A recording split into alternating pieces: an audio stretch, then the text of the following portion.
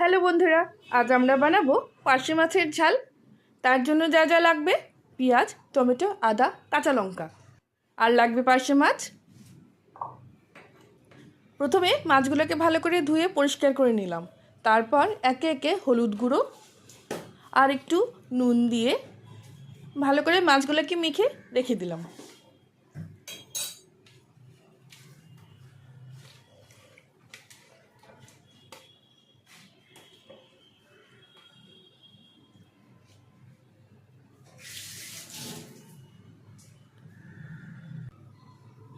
তারপর একটা frying pan গরম করে নিলাম। তার মধ্যে একটু সাদা তেল দিয়ে তেলটাকে ভালো করে গরম করে নিলাম। তারপর মাছগুলোকে একটা একটা করে ভেজে নিলাম।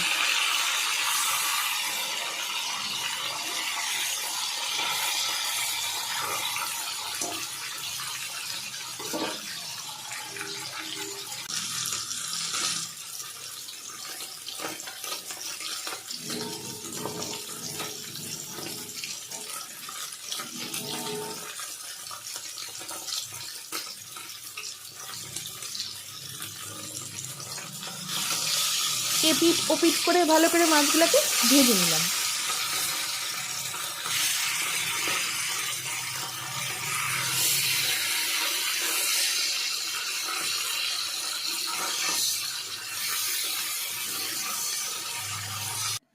তারপর একটা গ্রাইন্ডিং জারে পেঁয়াজ, আদা, কাঁচা লঙ্কা পেস্ট করে রেখে দিলাম।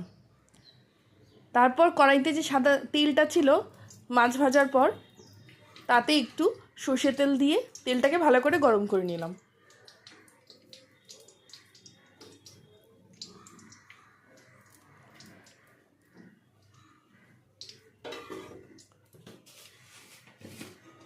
তেলটা ভালো করে গরম হয়ে আসলে তার মধ্যে একটু গোটা জিরা ফোড়ন দিয়ে দিলাম। তারপর একে একে কুচনো পেঁয়াজ দিয়ে একটু ভেজে নিলাম।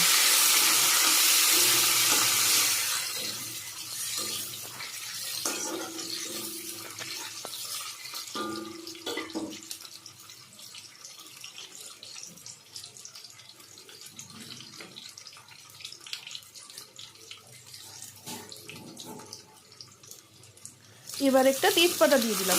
তেজপাতাটা অপশনাল, আপনারা চাইলে দিতেও পারেন, নাও দিতে পারেন। তারপর ছোট করে কেটে রাখা টমেটোগুলো দিয়ে দিলাম।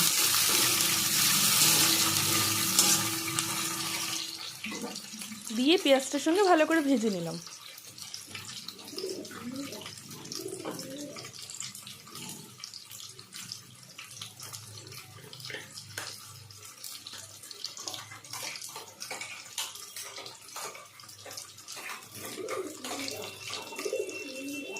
এবার পেঁয়াজটা একটু লাল লাল করে ভাজা হয়ে গেলে গ্রাইন্ডিং জারে করে রাখা যে পেস্টটা ছিল পেঁয়াজ, আদা, কাঁচা লঙ্কা, সেই পেস্টটা দিয়ে দিলাম।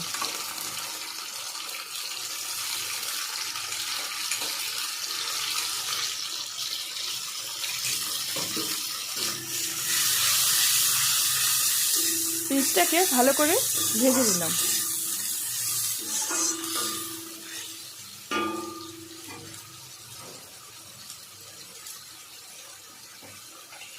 পেস্টটা ভালো করে ভাজা ভাজা হয়ে গেলে এবার একে একে মশলাগুলো দিয়ে দেব। প্রথমে জিরে ধনে গুঁড়ো দিয়ে দিলাম।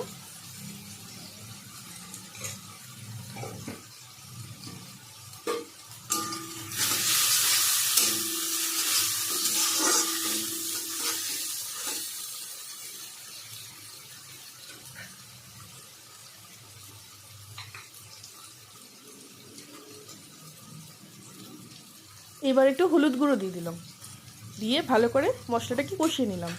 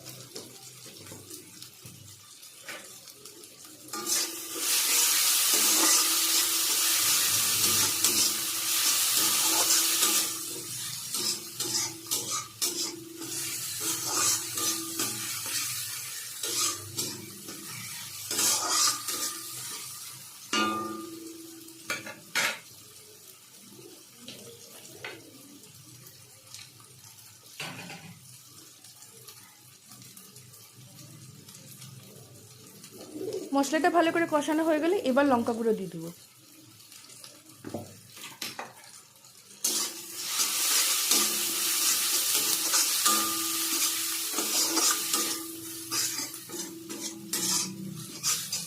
লঙ্কা গুঁড়োটাকে ভালো করে মিশিয়ে নিলাম।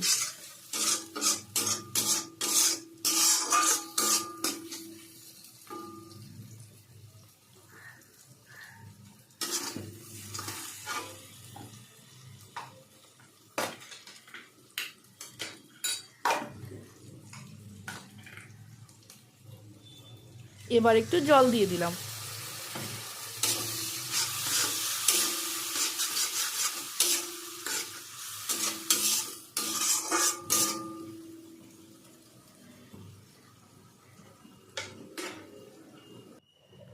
এই জিনিসটা বেশি ঝোল ঝোল হবে না, একটু মাখা মাখাই হবে, তার জন্য অল্প করে একটু জল দিয়ে তার মধ্যে একটু নুন ছড়িয়ে দিলাম।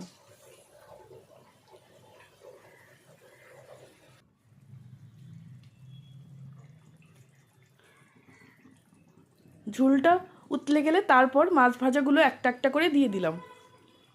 মাছ ভাজাগুলো দিয়ে 2-3 মিনিট লো স্টিমে রেখে দিলাম যাতে মাছগুলো ভালো করে সেদ্ধ হয়ে যায়।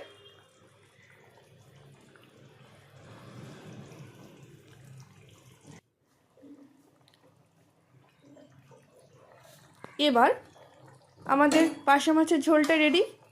খালি উপর থেকে ধনেপাতা ছড়িয়ে দিয়ে আমরা একটু সময় স্টিমে রেখে দেব।